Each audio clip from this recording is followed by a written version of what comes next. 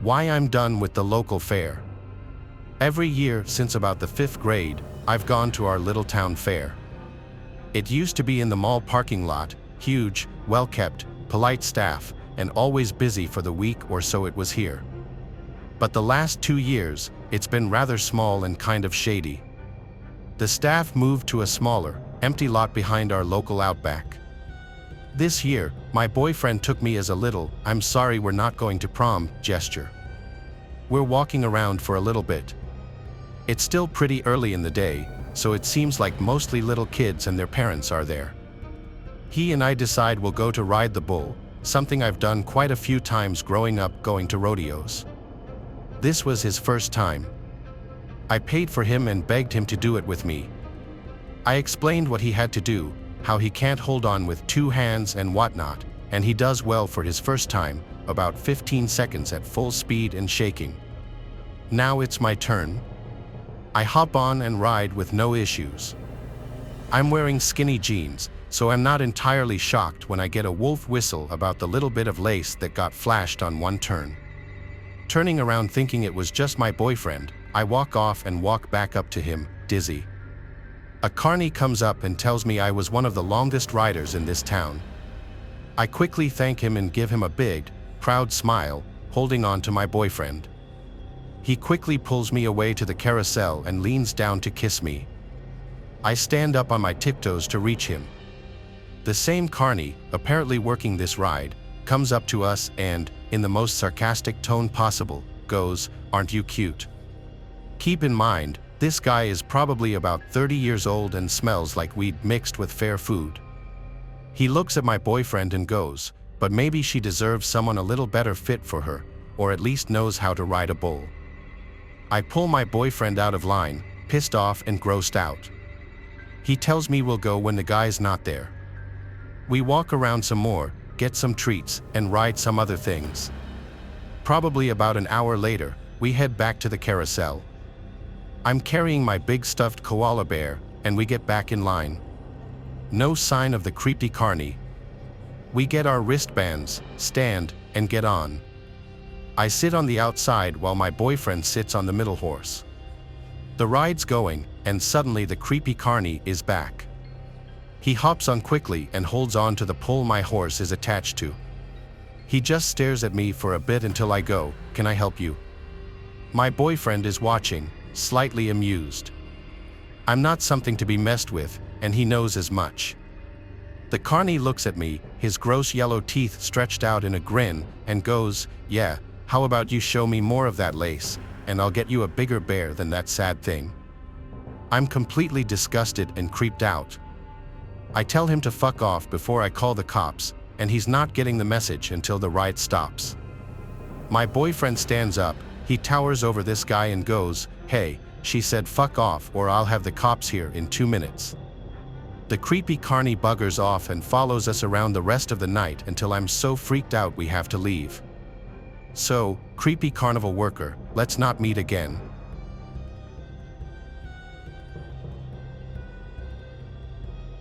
Ever since I was a kid, I loved carnivals. The lights, the games, the unpredictable joy of it all. I know lots of people find them weird and childish, but not me. Growing up in a small town in Indiana, it's not like there was a whole bunch to do. So whenever the carnivals would roll through town, you best believe I was spending as much time there as I possibly could. It's been over 20 years, and I still enjoy the atmosphere of a local carnival. Despite what I'm about to tell you, I think my love for carnivals is something I'll never lose.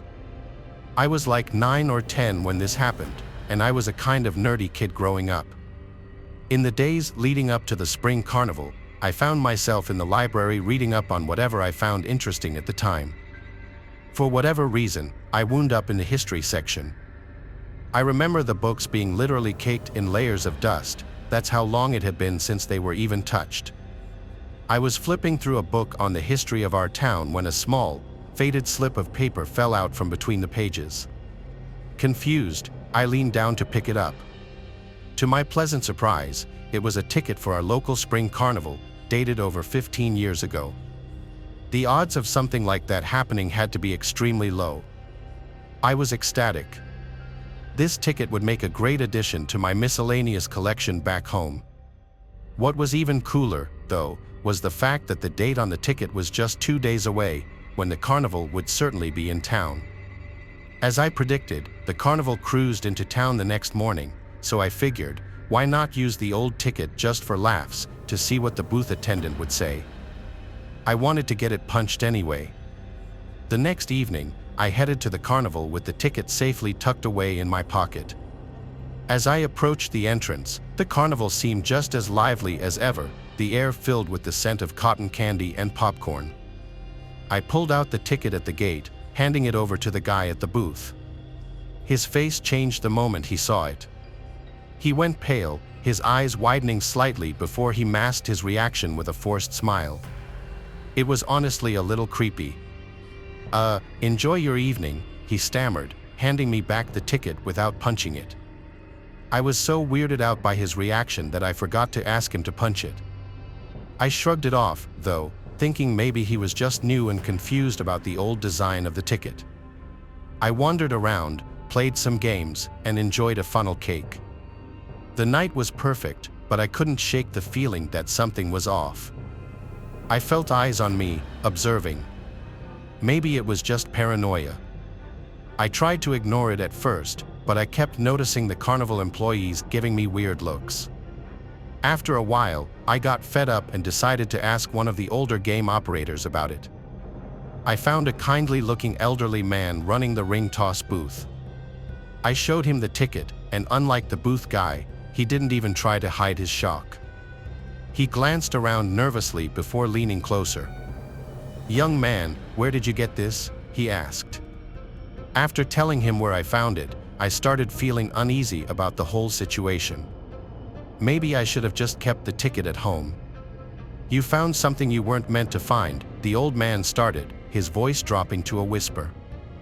"This ticket, it's part of a story that the folks around here don't talk about much. About 15 years ago, something terrible happened during the carnival right here in this town." He paused as if weighing whether to continue. "There was a young worker, name of Win, nice kid, everybody liked him. He was responsible for one of the rides. I can't remember which. One night, he just disappeared, vanished without a trace. The police found his wallet, but there was nothing in it except a ticket that looked an awful lot like this one," he said, gesturing towards my hands. The atmosphere around us seemed to drop a few degrees. He continued, "They searched everywhere, even drained the local pond, but no sign of him. After that, strange things started happening every time the carnival stopped here, accidents, things going missing, odd sightings. People said it was when trying to come back, or something worse that took him. I could feel a chill running down my spine, but a part of me was skeptical." "And you believe that?" I asked. The old man shrugged. "I've seen enough to keep an open mind. But the point is, the ticket you found might stir things up. It's best you get rid of it. Leave it here." He then motioned for me to give it to him, but I was reluctant. I looked down at it, reading it over again as if there was some kind of secret I was missing. How could a ticket be the cause of all that? I questioned, still not fully buying it. The look in his eye got darker, his tone switched almost as if he were angry. "Give it here," he told me, almost in a growl. I considered it but concluded that some stupid story wasn't worth giving up such a cool souvenir. I told him no, and he actually sprung up with a quickness that startled me. He reached for the ticket, his fingers grazing my hand. I jerked back instinctively, clutching the ticket tighter. The old man's expression morphed into something desperate, almost predatory. "You don't understand," he hissed, his eyes darting around as if expecting something or someone to emerge from the shadows. I backed away towards the tense exit, my heart pounding. "I think I should go," I stammered, turning to lose myself in the crowd. Behind me, I could hear his calls, a mix of pleading and warning. I didn't care what he was saying though. I let the bustling crowd around me drown his voice out. My mind was racing, not even about the ticket, but more so his aggressive reaction. The joy of the carnival had been spoiled. I left earlier than planned, the ticket burning a hole in my pocket. Over the next few days, my luck seemed to turn sharply.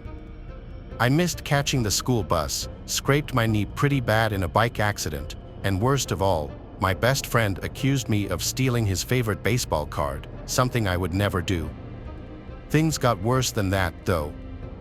I remember coming home one night to my mother in tears after losing her job.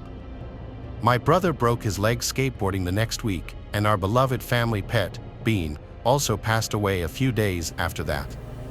It was like a dark cloud had settled over me since that night at the carnival. I couldn't help but remember the old man's warning about the ticket stirring things up. It seemed ridiculous, but then again, so was the string of bad luck that followed me. My dad laughed when I told him about my theory. He told me that there was no such thing as ghosts and that I shouldn't be so superstitious.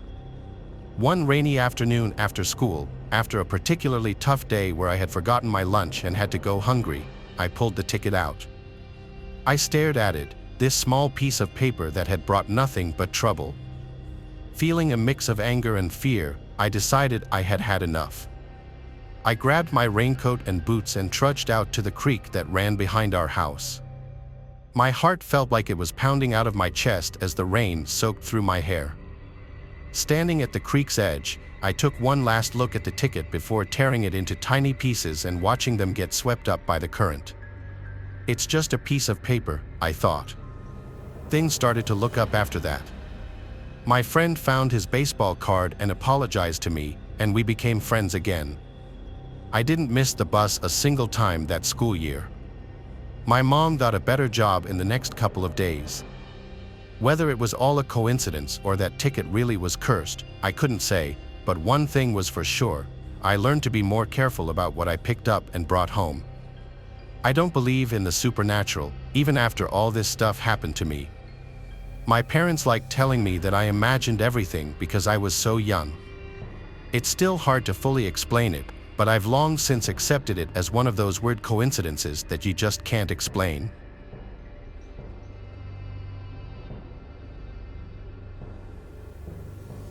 Creepy carnival workers. So this happened when I was younger, quite a while ago, but it's one of the creepiest things that has ever happened to me, and I thought y'all might like to hear it. Anyways, I was probably about 10 or 11 years old, and my mom dropped me and my younger brother off at this little carnival thing in the supermarket parking lot. I don't know if they really do stuff like that anymore, but they used to set up smaller carnivals with maybe like 10 rides and a couple of food vendors. Anyways, we had been there for maybe an hour, and I noticed that this guy had been watching us for a while. Then I realized that he was sort of following us around to the different rides. I figured he was one of the workers since he was wearing a carnival hat and his clothes were pretty much the same colors as the other people working there. I would look around and spot him watching us from a couple of rides over or standing next to one of the food stands. Now, I don't want to be rude, but this guy had the creepiest freaking face. One of his eyes looked like it had been swallowed up by this huge swollen eyelid. He had these chapped lips that looked like they were bleeding in places, and he just kept following us around for like 30 minutes, mumbling to himself and staring. After a while, I decided that we should leave and find a way to call my mom. As we were about to leave the carnival area, literally about to walk through the exit, this guy hollers to both of us and grabs my brother's shoulder to pull him back in. He started telling us that we're too young to be there alone and asking where our parents are. I mean, I was young, but there were tons of kids there even younger than us without their parents. He pulled us off to the side area between two rides and pushed us behind him, then just stood guard in front of us like that. I kept asking to use a phone to call my mother since I was still hoping it was actually about us being too young to be there by ourselves. Finally, he gives me this phone that obviously has no SIM card in it or something because it just displays that error message that old phones used to have. I kept begging him to let us go, and he kept muttering, "No, we're going to take you somewhere real safe, real safe." Then he starts laughing and asked if my mom had picked up, which obviously not, and saying he's going to have to take us himself since there's no one else to take us, whatever he had planned. Finally, we see another worker walking by and I yell to her if I can use her phone.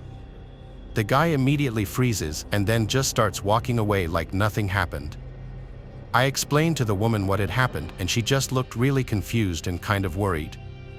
I didn't find out until a couple years later, but I guess she told my mom that she didn't think the guy even worked there, that she had never seen him before in her time working. So that happened.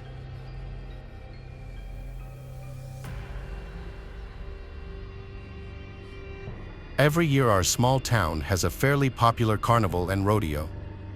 It's pretty much the only thing anyone around here looks forward to, or lows, considering how many drunk tourists seem to find their way here and make fools of themselves dressing like cowboys.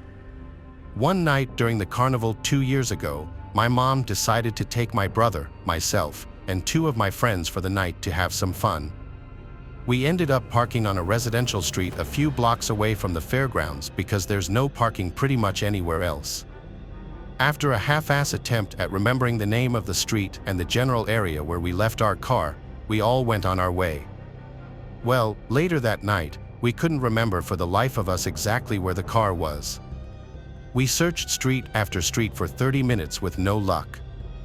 Finally, my mom, after seeing how tired we all were, told us to sit on the curb and wait while she went and looked. We were all well aware of stranger danger and we're in a nice neighborhood, plus the community rarely has problems with violence of any sort, so we 3 15-year-old girls and 1 12-year-old boy thought there was nothing to worry about.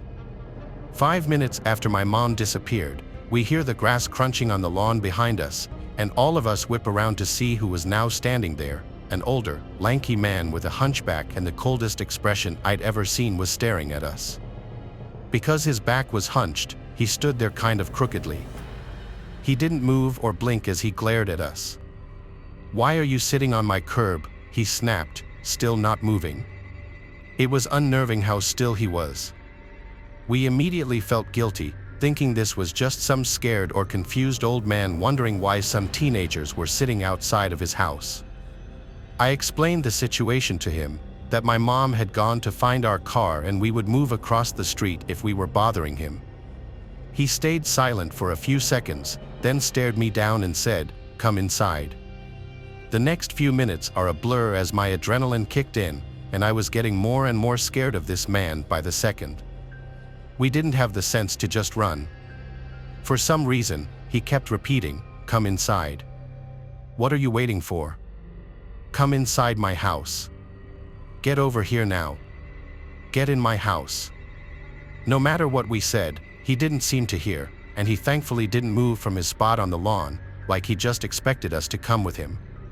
He was especially focused on my friend and me, just telling us over and over again to go with him inside his house. No matter how much we tried to get in his head that my mom was coming back soon, the look in his eyes just kept getting colder and more furious the longer he stood there. It didn't occur to me that his hand had been hidden behind his back the entire time until my mom showed up. We were all relieved, saying, "See, we told you, there she is." And like now, my mom is a scary woman. She does not take shit and she'll happily start throwing punches if she feels the situation calls for it. So immediately she was in mama bear mode and furiously telling off this old man after she saw how freaked out we all were. He was just now starting to move back to his house. He slunk away from her and glared at the 4 of us, batting his free hand at her, cursing and mumbling to himself. We watched him go, and as he turned around, my blood went cold. In the hand that he had been hiding was a large knife. It glinted off the street lamp, and we all hurried away to our car that my mom had found. My friends and I tried to laugh it off, but we were all scared and not willing to be alone for the rest of the night. It's seriously scary to think about what was running through that old man's head, especially since he was holding that damn knife the whole time. So, creepy old man with a knife behind his back, let's not meet.